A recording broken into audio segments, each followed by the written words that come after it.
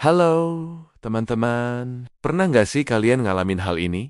Ada soal sederhana, kelihatannya gampang banget, tapi ternyata jawabannya salah. Contoh nih, aku kasih kalian sebuah tongkat baseball dan bola. Total harganya $1.10, dan tongkatnya harganya lebih mahal $1 dari bolanya. Nah, menurut kalian, berapa harga bolanya? Kalau jawaban pertama kalian 10 sen, berarti kalian baru aja kena jebakan otak sendiri. Karena kalau bolanya 10 sen, tongkatnya jadi $1.10. Totalnya jadi $1.20, bukan $1.10. Jawaban yang benar adalah bolanya 5 sen, dan tongkatnya $1.05. Baru deh totalnya pas. $1.10.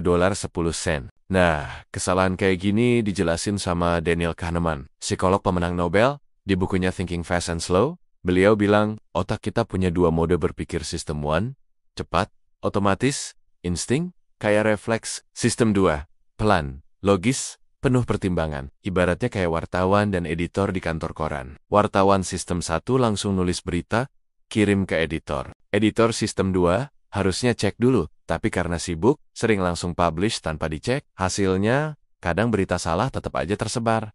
Nah, di hidup kita juga gitu. Kalau kita terlalu sering percaya sama sistem 1, kita bisa salah ambil keputusan, milih karir yang gak cocok, salah pilih pasangan bisnis, bahkan bertahan terlalu lama di hubungan yang gak sehat. Buku ini ngebahas banyak banget cognitive biases, alias jebakan otak. Tapi aku rangkum jadi 3 yang paling sering kita alami. Aku bikin akronim biar gampang diingat: fast, faulty, fast thinking. Mari kita bahas satu persatu. Bias 1.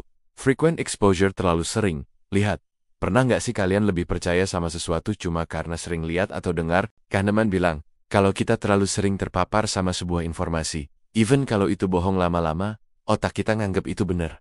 Contohnya pas pemilu, kalau kita nggak riset sendiri, kita cenderung milih kandidat yang paling sering nongol di TV atau baliho, bukan karena dia paling bagus. Peneliti bahkan pernah coba eksperimen ke mahasiswa. Mereka masukin kata-kata asing ala Turki di koran kampus beberapa minggu. Hasilnya, mahasiswa jadi nganggep kata-kata itu punya makna positif. Padahal, artinya random banget.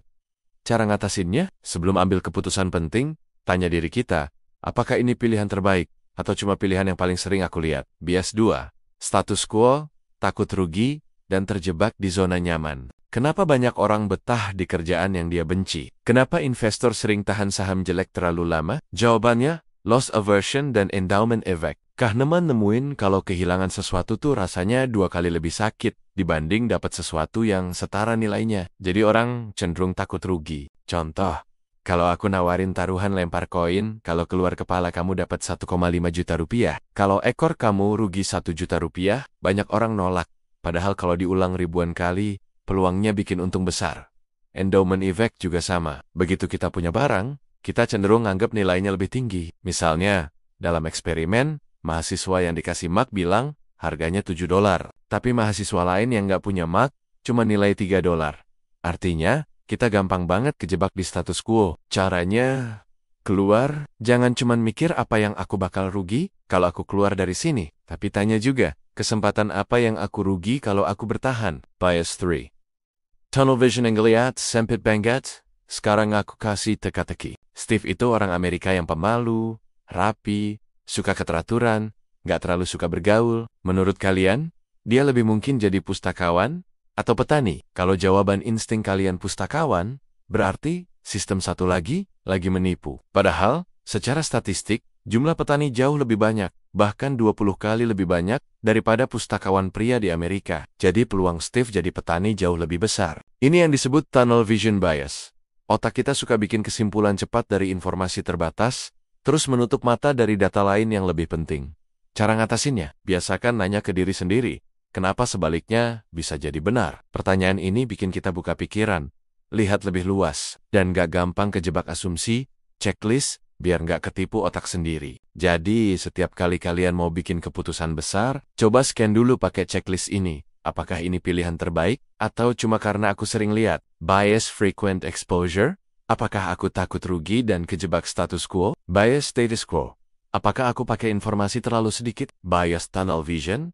Kalau kita bisa berhenti sejenak, mikir pakai sistem 2, kita bisa hindarin banyak banget kesalahan. Itulah inti besar dari buku Thinking Fast and Slow, karya Daniel Kahneman. Buku ini ngajarin kita kalau otak kita itu luar biasa, tapi juga penuh jebakan. Dan kalau kita ngerti cara kerjanya, kita bisa ambil keputusan lebih cerdas, nggak gampang ketipu, dan hidup lebih baik. Kalau kalian tertarik, aku highly recommend banget baca bukunya. Semoga video ini bermanfaat. Jangan lupa like, share, dan subscribe biar makin banyak orang belajar bareng kita. Sampai ketemu di video berikutnya.